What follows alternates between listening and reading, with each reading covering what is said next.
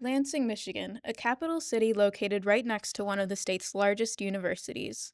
This, of course, means the city has an abundance of government workers, students, and families. Because of this, it also has an abundance of coffee shops, bars, libraries, and other hangout spots. These hangout spots have commonly been referred to as third places, somewhere outside of home and work where people spend their time. Third places have a distinct mix of regular and new customers and create an environment perfect for socialization. Third places are essential for a sense of community. Lansing is known for its distinct neighborhoods, hosting people from all walks of life. Third places serve as a way for these people to meet and connect when they normally wouldn't. We traveled to Riotown, a neighborhood with a history dating back to 1847. This town began as a small automotive driven subsection of Lansing, but it has grown to be a staple for the Lansing culture. Blue Owl, a local coffee shop, displays the theme of third spaces, fostering a sense of community within a neighborhood. Next, we will hear from Nick Berry, the owner of Blue Owl. My name is Nick Berry. We've been here for 9 years as Blue Owl Coffee. Kind of what we live on is the regular traffic. So it's a neighborhood coffee shop. You know that when you come to Riotown, you can stop in at Blue Owl to figure out what's happening in the neighborhood, what's going on, and get a good cup of coffee with your friends. It's a space in my head that was always kind of a separate bubble that kind of gave you a sanctuary from the troubles of the outside world, that you can just kind of lay it down or walk in, greet your favorite barista, and just kind of hand your day to them for the next 5 minutes. It's really what sets the neighborhood off. Like, this kind of is an anchor for the Riotown neighborhood. So we find a lot of people come and start their days here, figure out where they want to go, and then go explore the city. I mean, obviously with the COVID change, everything shut down, and then it was just the trickle of people. And so that just disrupted everything and kind of reset how people gather. And we're still figuring out what that looks like. People started getting more of the highlight experiences and not the day to day. They wanted to come in for the big flashy drinks or the big deals, and not actually coming to stay for what actually happened in the community here. The community focus of third places also extends beyond neighborhood boundaries. In Lansing, third places often have to cater to both local residents and college students looking for a place to relax. One such place, founded by college professors with that idea in mind, is Hooked, a combination bookstore and cafe. We sat down with one of these founders, Matt Grossman, to see what makes Hooked so unique. Sure. I'm Matt Grossman. I'm co-owner of Hooked with my wife, Sarah, who's also, we're both political science professors at MSU. So this is our side dream. Hooked has been open for 4 years as of a month from now. And it is a combination of a bookstore, coffee shop, and wine bar as we originally intended it. And then it's become more food over time as people spend a lot of time here. We have an event-based model, so we have a lot of regularized community events. So we, for example, have a store book club that met last night.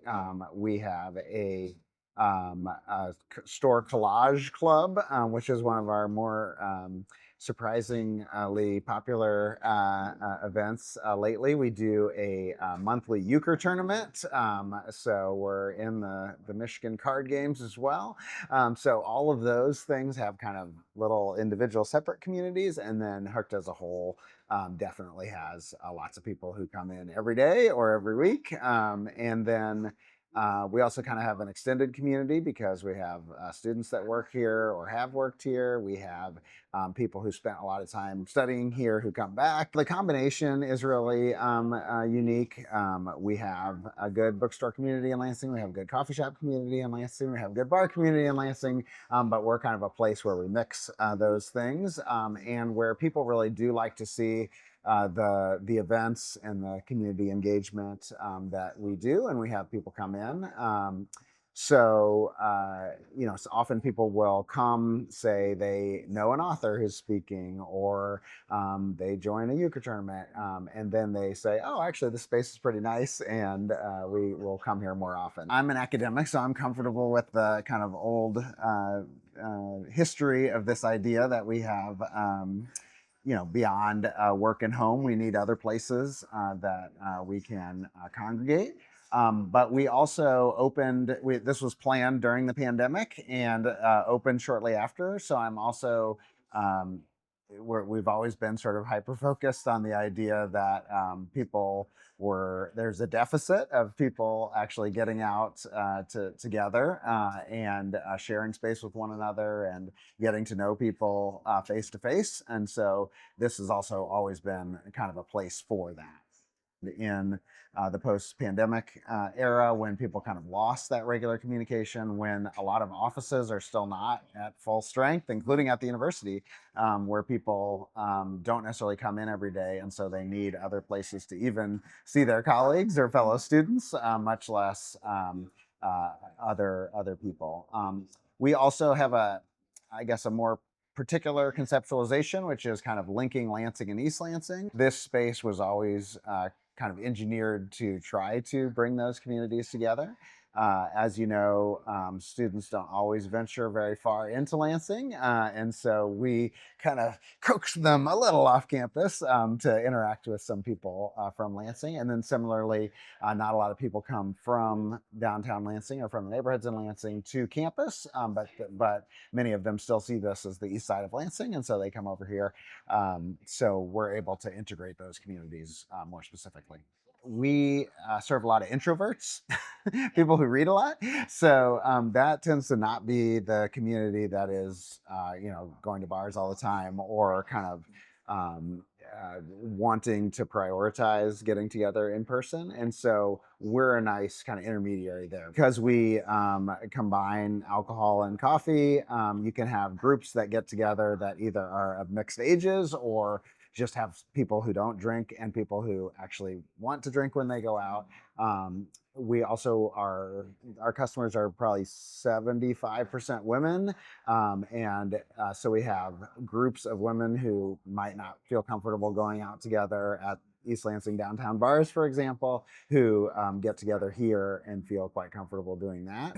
I think one of the interesting things for us has been that this is a place for people to rediscover that actually it's not just scrolling their social media feed that they like to do, but they actually like to play cards and to join groups who are doing art projects. We'll have a painting group here the other day. So people kind of rediscover those interests.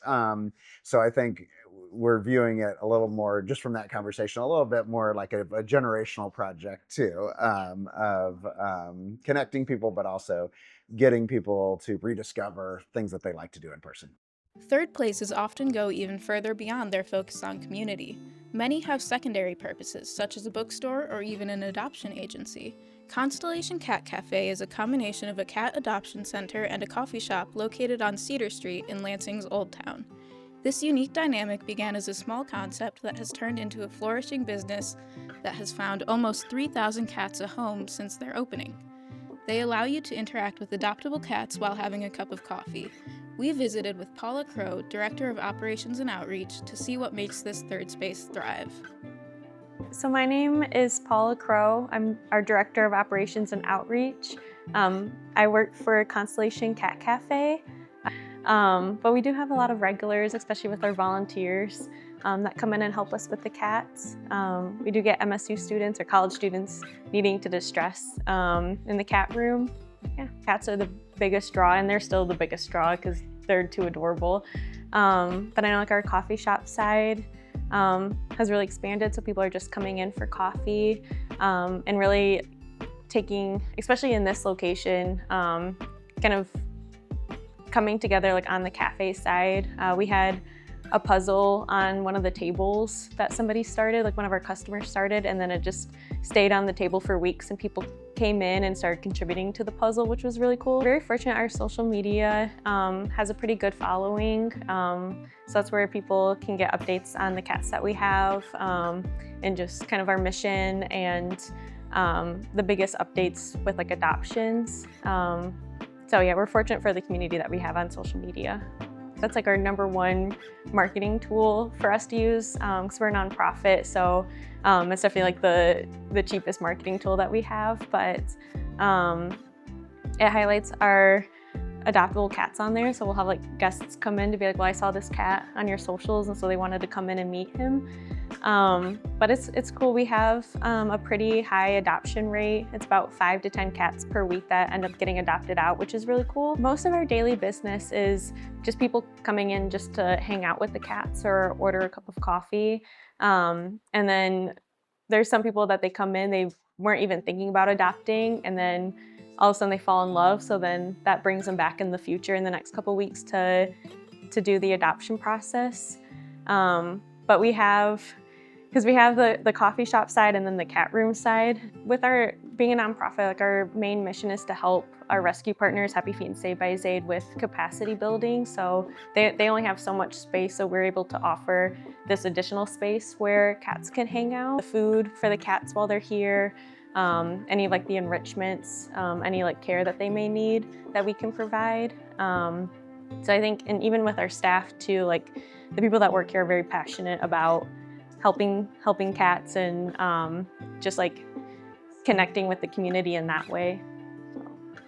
So, yeah, that's our main purpose, is people can come in and either de-stress or just spend time hanging out with them, and it really helps them socialize too while they're here with the human interaction. So Cafes aren't the only third places in Lansing. Another essential part of Lansing's community are the bars. Especially with so many college students in the area, Lansing has a huge nightlife scene. Finally, we headed to the Roadhouse Pub, a local dive bar located on Lansing-East Lansing border. The Roadhouse serves as a place for college students and locals alike to come together. The welcoming staff and pool culture cultivates a place that people want to come back to.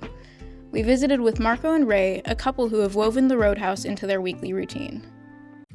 I'm Marco. I'm from a small town in Michigan, and I've been coming here for about 5 years. I'm Ray. I've also been coming here for the same amount of time. And we're at Harrison's Roadhouse Pub. It's our favorite. Well, we play pool. You know what I mean? I think our biggest contribution is seeing the same people over and over again, and they kind of count on us to be right there at the pool table behind you.